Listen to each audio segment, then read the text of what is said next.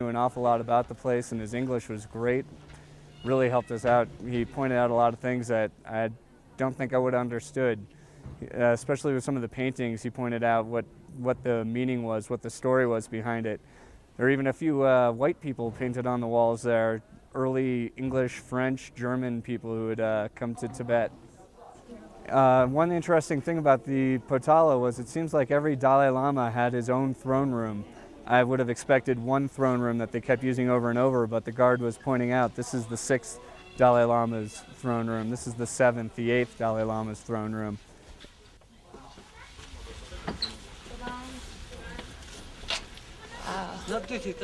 Sun's out.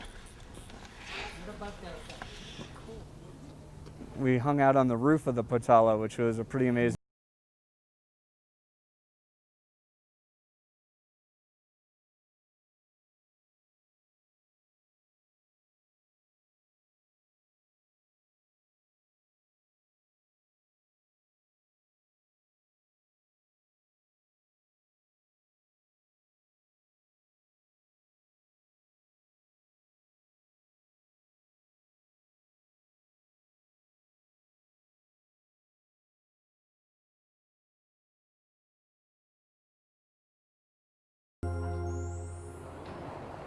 Just being on top of the Potala was sort of the culmination of many years of looking forward to this, and it was really awesome being up there. It was amazing. Potala is actually structured with a white palace and a red palace, and the red palace is kind of more of the religious side of the building. The white palace is more of the political side of the building. One of the cooler parts of the white palace was seeing where the 13th and 14th Dalai Lamas used to live and pray. I couldn't even imagine some of the changes that they saw outside the windows while they were there. So it was really amazing to see some of their private rooms and chambers and some of their clothing and articles that were left behind when the 14th Dalai Lama left.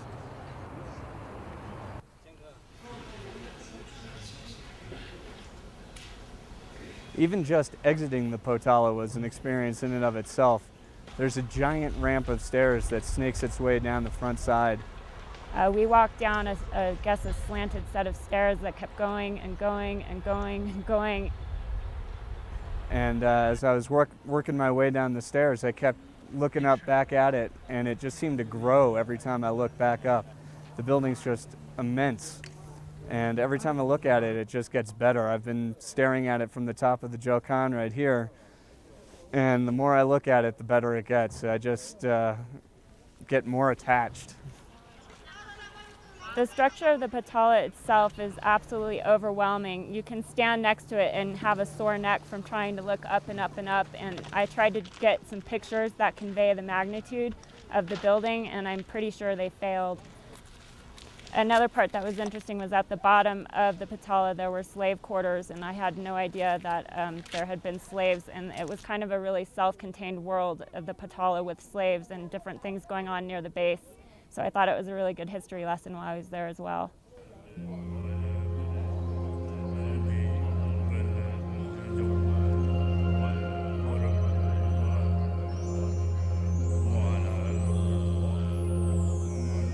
Jokong Temple is the holiest of holy structures in all of Tibet. This is the big one. This is where everybody wants to come, and it's pretty amazing. Just when you think you can't go into another room and look at another 1,000 statues, you walk in here and it's amazing all over again. The Jokong Temple was built in the 7th century for Songtsen Gampo. He apparently wanted a place to put his Nepali wife's dowry, but it was his Chinese wife that selected the location, and it's apparently on the heart of the demoness that was thought to be covering Tibet, and that is the opposite, or actually in complement to Trandrik Monastery, which I believe is covering her left shoulder. So I thought it was kind of an interesting continuity of the theme of covering the demoness. The inside was beautiful. It's just so old.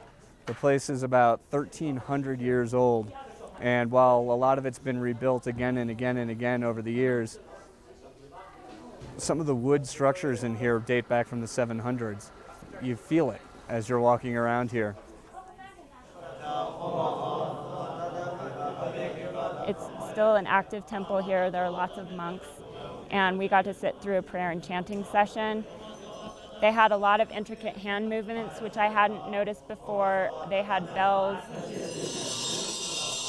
Some of them were playing drums, and it was the first time that I'd actually seen the scriptures in use. And at a lot of the temples we've been at, we've gotten to see the scriptures on the walls, but in this particular chanting ceremony, the monks had narrow strips of paper with Tibetan script, and were flipping through them to keep on cue and go through the ceremony that way.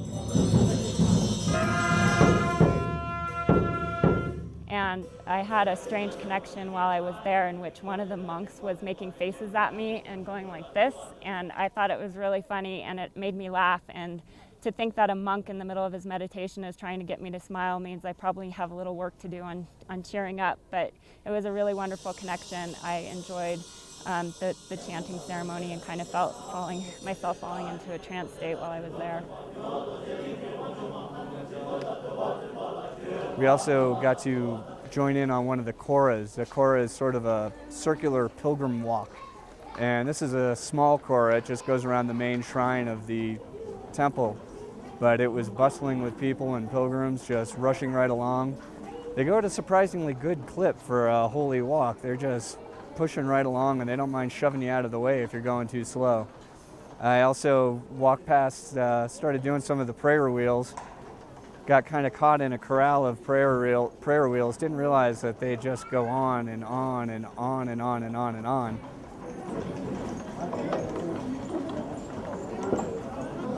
My arm's hurting. It's a lot of work. You gotta really mean it to go through the entire thing. But I guess I got some good karma out of it, so it was definitely worth it.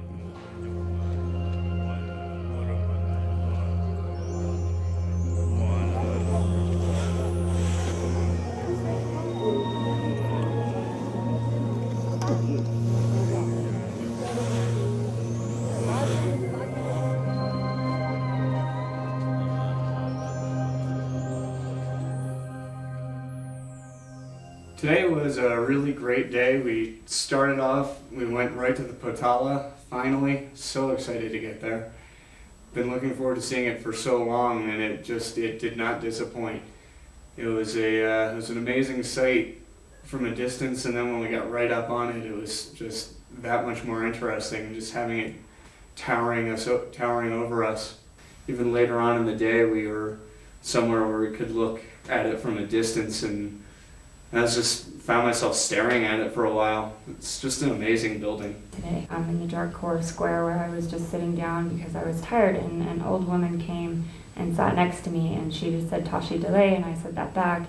And we really couldn't talk because of language differences, but we just kind of sat together and watched the people and giggled at certain things as they went by. So that was kind of a meaningful exchange that I had, that it didn't involve translation or words, and it still felt really good to me.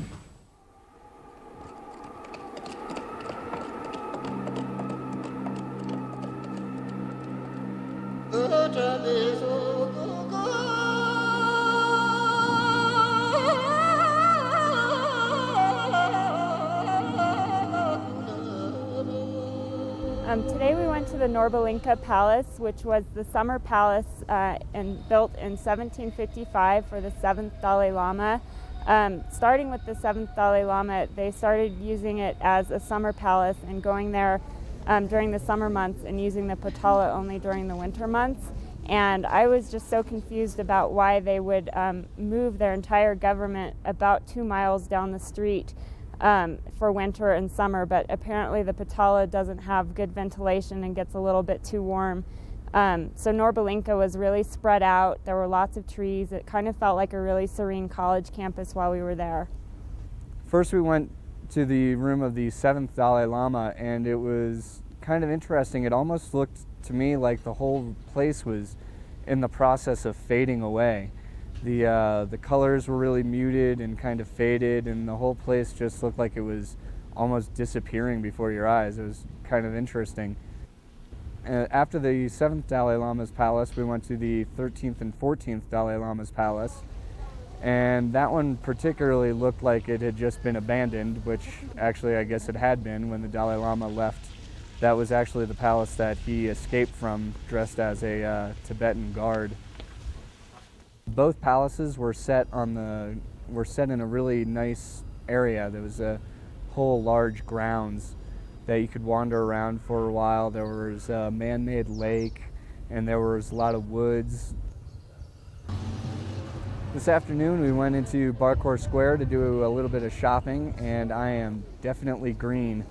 I've lost, I think, most of my bargaining powers and haven't had enough time to get back into the swing of things. The first woman that I stopped at her stall, she was very aggressive and kept trying to sell me something that I just could never afford. I mean, it was just way too much, and I don't have the budget for it. Where do they get shells here? I eventually ended up buying a human skull with inlaid silver. The skull, as weird as it may sound to us, from the reading that I've done in Tibetan culture, when somebody dies, their soul leaves and the body is just a vessel, and it's not a big deal. So to have somebody's skull, for example, when your best friend dies, you usually take their part of their skull, and it's a memory thing, something to remember them by. And they'll make bowls out of them and everyday household objects out of bone and skulls of people so that they can remember them by. And they don't get as freaked out by having body parts around as we in the West do.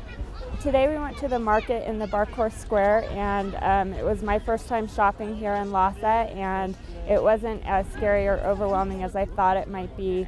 I bargained down to about, I guess, a third of what they had asked for my little tchotchke, which has a monkey on it, and I really like monkeys, and so I was happy to get that. We did find a Tibetan woman who was selling, had a little stall there, and we got a chance to talk to her through an interpreter, and that was actually really nice. She's been there for about 5 years selling the stuff. She works every single day, apparently doesn't take any vacations. She buys her goods mostly from Tibet. She had a lot of interesting, wide variety of things. And I think packing that stuff up every night and unpacking it every morning, that's got to be a huge chore in and of itself.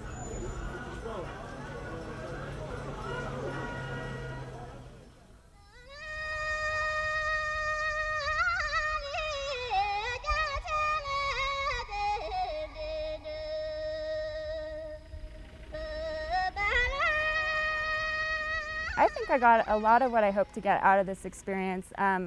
I think first and foremost, I wanted to experience a third world country. I'm not sure if this counts as third world anymore. It seems to be fairly modernized.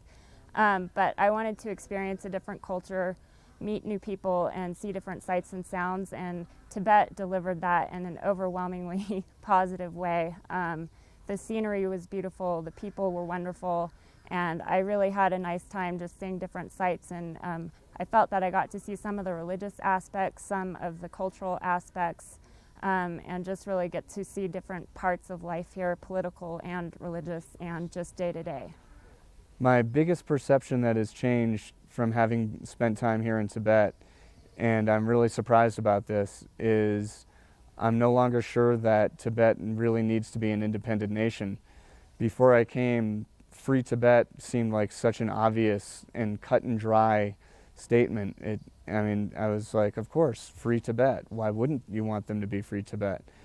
And now, having been here and having talked to some Tibetans about the whole situation, I'm not at all sure that Tibet needs to be an independent state, and I'm not the least bit convinced that most Tibetans even want that. I'm hoping that my experience here will allow me to talk to people, especially those people that maybe have a simplified view of the Free Tibet campaign, and maybe convey not a straight answer, but just get them to think a little bit more about how maybe the only source of information they have is the American media, and that there might be other viewpoints to be had. I would really like to share some of the information I've learned here. Because of language differences, I didn't really get a chance to find out too much what Tibetans think of America or Americans.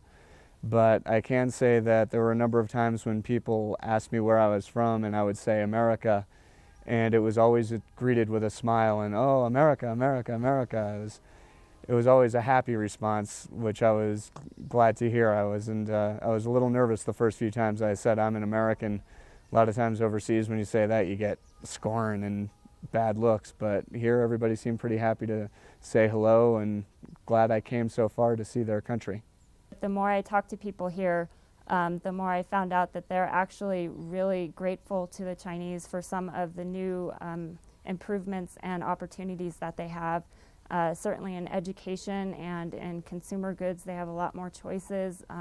With education, they're learning Tibetan, Chinese, and English, and I think that's helping them to get by in the world and make an influence here. I was impressed that they're actually still learning Tibetan as well as the other two languages, and it seems that they're trying to retain their culture and identity while also embracing the change and modernity and having better lives. I think the most important advice I could give to anybody who wants to come to Tibet is to come with an open mind and try to let go of all your notions that you have about Tibet.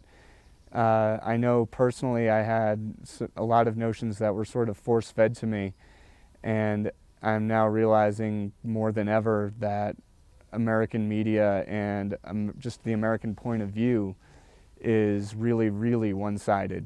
And it was very hard at first to not have knee-jerk reactions to everything anybody said, and it took a while to let go of that, but after a while I finally managed to. It's been 2 weeks and I'm starting to get over my knee-jerk reactions to what communism is all about and what Free Tibet is all about, and starting to actually listen and look and really see what's going on.